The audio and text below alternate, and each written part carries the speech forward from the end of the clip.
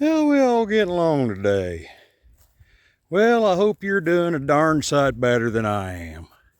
'Cause to quote Popeye, I have all I can stands and I can't stands no more. I don't know what this world's coming to. You're probably wondering why I'm upset on such a beautiful spring day. You notice the background there? No bad weather in sight. Take that into note because that's going to come into play here in a minute while I rant on. Just give me a minute.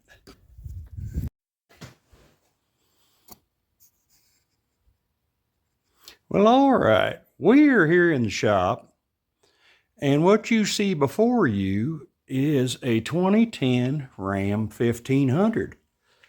And even though they seem to be a dime a dozen, matter of fact, there's another Ram 1500 sitting out there. But these things must be scarcer than hen's teeth. Because I went to install a CV shaft in this fine vehicle. Got the CV shaft. It came in. Of course, it went around the world 3 times getting here, but I ordered it a long time ago because I saw the boot was tore and it was starting to sling a little grease. So I got one to have on the shelf just in case. So I ordered that from Detroit Axle. And it went around the world twice and finally did make it in, which was no big deal because I had plenty of time. And as far as Detroit Axle stuff, that's some decent quality there. Got well made. I've used a lot of their stuff and had no issues, and you can't beat the price. I mean, this is, oh shoot, half the price of the local parts store. And you notice it even includes the nut. I've bought some of these in the past that did not come with the nut. And those little nylocks and hammer locks and stuff, they don't take kindly to being reused. So I have no complaints there.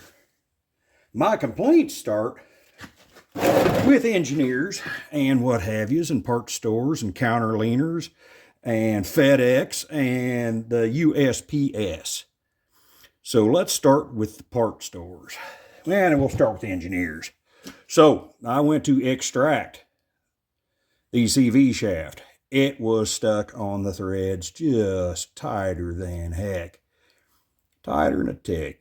So I had no luck getting that thing off there, and it would just kill the auto manufacturer to put a drop of Never-Seez on that, but, we won't go there. But this thing has nothing retaining it in there other than the seal.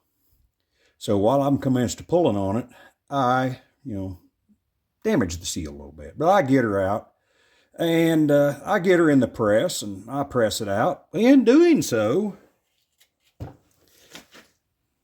the bearing, I mean, it wasn't worse for wear at the time. Now, I've beat the heck out of it now, but I just figured, you know what?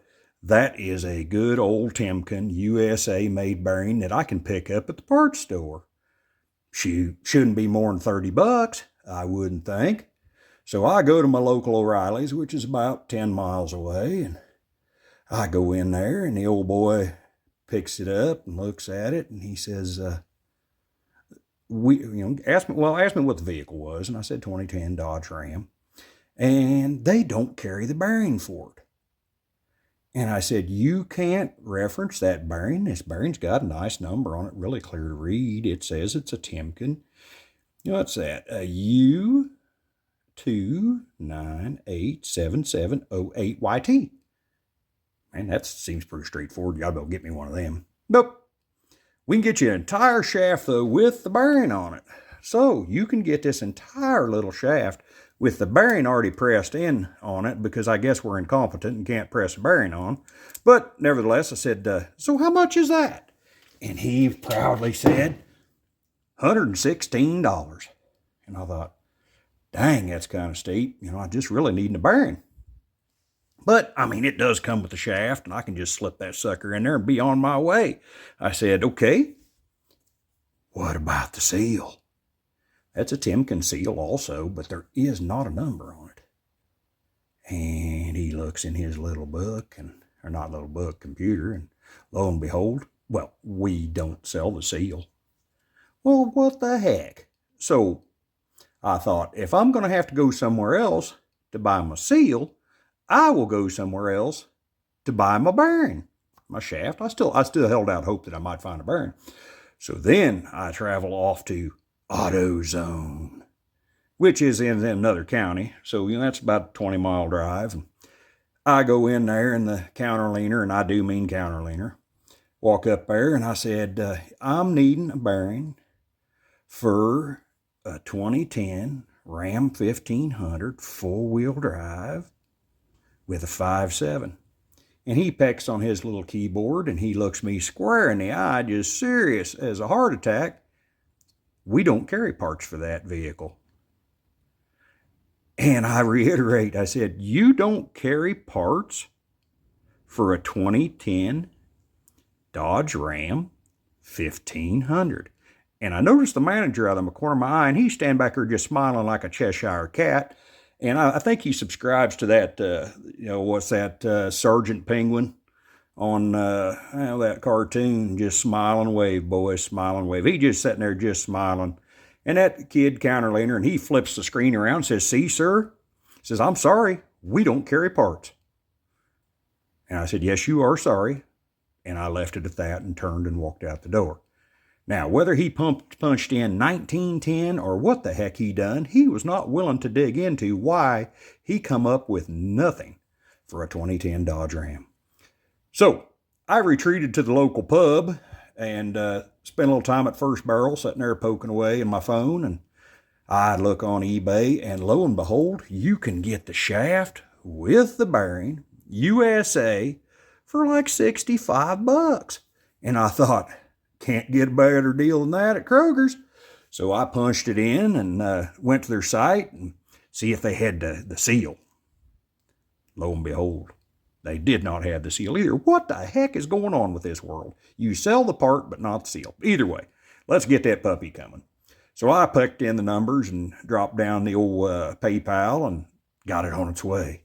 So I commenced to poking around, and lo and behold, J.C. Whitney sells on eBay. I didn't even know they still existed, but they do.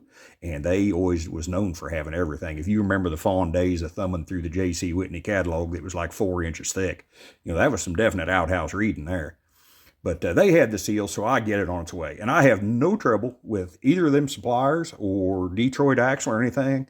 It's not their fault. It's these freight haulers. So the Midwest here, if you don't know it, is kind of like a dead zone. Now, whether that's brain dead zombies or just lack of communication or what the heck is going on, it seems like everything that comes to this area just gets stuck in a loop. So I recently had some parts come out of Texas, come all the way to Kansas City, Kansas, to Kansas City, Missouri. I'm tracking them here. Back to Kansas City, Kansas, back to Texas, back to St. Joe, Missouri, then to Savannah, Missouri, and then to my place. That's the U.S. Postal Service for you. That is prime efficiency, I tell you. They've got their act together. Yeah. So back to my current parts. So these are coming from the East Coast, and they're trucking along, and it takes them like 2 days to get all the way across country. And they hit Kansas City, Missouri, and I thought, well, this is going to be great. They hit Kansas City, Missouri, just like 1 day behind each other, and I thought, well, heck, this is going to be cool. I'll have my parts by next weekend, get the truck back together so I can get it out of my garage and get on to bigger and better things. Well, they make it to St. Joe, and if there's anything worse than Kansas City, it's St. Joe FedEx. So they make it to St. Joe, and that's where they have been for 4 days now. They get loaded on a truck, and it says out for delivery, and then they say delivery not attempted, inclement weather. Now, you noticed that at the beginning of the video. Did that look like inclement weather out there, and like we've had any within the last week and a half? I mean, I'm out there in short sleeves. Heck, I'm surprised I ain't in shorts. There is no inclement weather in my area. The roads are dry. Hell, I live on gravel, but it's dry. This ain't like four-wheel drive territory. Hell, we took the little hamster mobile to town there yesterday and had no trouble. So this is day 4, and they haven't been able to deliver because of the bad weather between here and St. Joe, which I said earlier was 20 miles away, so the weather is not that much different. But then today, I get the update. The old phone pings, and I go on eBay, and my seal has been delivered. I said, well, that really ain't going to do me no good. I don't have a shaft, but hey, it would at least make me feel better to have one of them in my hand. So I get on there, and it says it's been delivered. So I come up here to the shop, and I wander around, and I check the shop door, and I check the barn door, and I check the mailbox, and I check inside the loader, and I check inside the farm truck that's sitting up here. I cannot find anywhere where a likely place where they would have put that seal. And my shop is a quarter mile from the house, but still, I look everywhere. So I get the wife, and I hated to bother her, but I said, go track that thing on FedEx and see where the heck it is. And they had proudly posted a picture where it was delivered with multiple other boxes sitting on somebody's porch. Not mine. Now what the hell? One, if both of these parts were on a truck to deliver for the last 3 or 4 days, how did they get separated? Because it says this shaft is not going to be attempted delivery. It's still sitting in St. Joe. And then, how in the world did they stick my package on somebody else's porch and proudly take a picture of it? What is this world coming to? What are we going to do? We got counterleaners that don't even know, I mean, they're supposed to be computer literate, but they have no common sense. When you come up with no parts for a 2010 Dodge Ram, you should immediately go back to the drawing board and say, something's wrong here, boys. Or turn over to your shoulder to your boss and said, can you help me? Something's wrong. Common sense isn't that common. You have to forgive me for my rant. I'm getting old and cranky in my old days. Yep, thank you all for listening. Sorry about the rant. Catch you all later.